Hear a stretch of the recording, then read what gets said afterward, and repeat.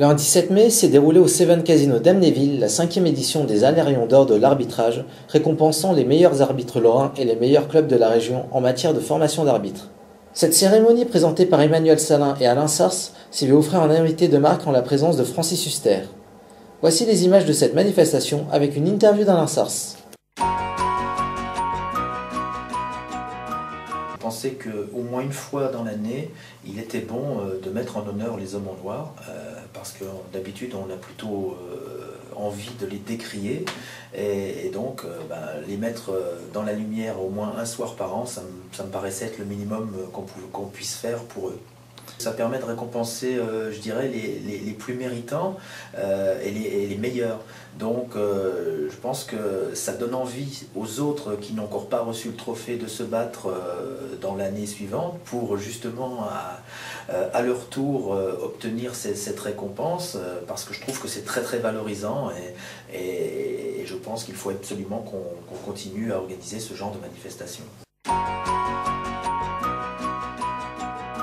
Je connais Francis depuis une vingtaine d'années et je connais sa passion pour le football, et donc je voulais un petit peu sortir des sentiers battus et essayer de surprendre en invitant un membre émérite et connu par tous, donc du théâtre et du cinéma français. Je pensais que c'était un clin d'œil très intéressant à faire, et la réaction du public prouve que j'ai eu raison de me battre pour qu'il vienne.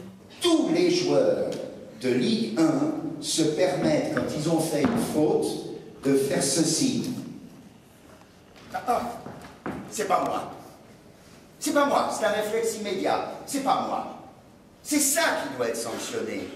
C'est-à-dire qu'on doit empêcher, interdire la Ligue 1 en France, et le corps arbitral doit absolument décider d'interdire qu'un joueur de football professionnel ait une réaction immédiate après faute ou pas faute de faire « c'est pas moi ». Ce qui est surtout intéressant, c'est ce qui en est ressorti après, au travers des discussions qu'on a pu avoir avec les arbitres, avec les référents d'arbitrage, avec les dirigeants, les présidents de clubs, c'est qu'il semble que la venue de l'invité surprise a surpris justement tout le monde, et positivement, tout le monde s'est reconnu à dire que c'était vraiment un grand bonhomme, Francis Huster, un grand bonhomme des arts et des lettres, mais également qu'il avait une passion énorme et intacte pour le football, et que cette passion, il l'a fait partager à l'ensemble du public.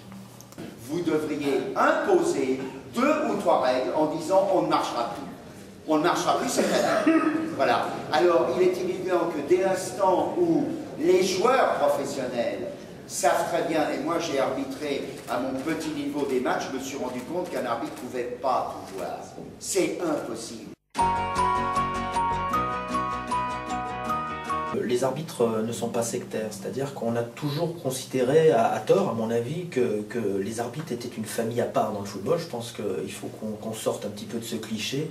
Je crois que les arbitres doivent aller vers les dirigeants, vers les éducateurs, vers les joueurs, pour bien démontrer qu'un arbitre n'est pas partisan. Un arbitre est là pour faciliter le football, pour le rendre beau, pour que ce soit un spectacle à part entière. Il est là pour fluidifier le jeu, il n'est pas là pour empêcher les joueurs de s'exprimer, bien au contraire. Donc je pense que tout ce qui peut rassembler les familles, entre guillemets, ou les sous-familles du football, je crois qu'il faut absolument qu'on mette ça en place, parce que de la discussion naît toujours quelque chose de très très positif, et il est important qu'on se comprenne, et pour se comprendre, il faut se parler.